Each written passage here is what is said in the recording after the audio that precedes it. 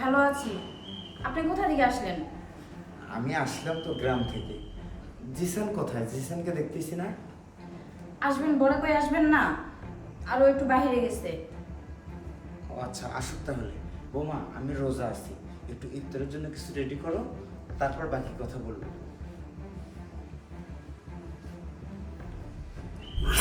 তার পরের ঘটনা দেখার আগে দেখো আমার হাতে পৃথিবীর সবচেয়ে দামি কিতাব আল কুরআন। যারা আল কুরআনকে দেখে এড়িয়ে যাবে তাদের মনের আশা কখনো পূরণ হবে না। আর যারা আল কুরআনকে ভালোবাসো, আল্লাহকে ভালোবাসো, তারা মন থেকে লাইক এবং সাবস্ক্রাইব করে দিবে।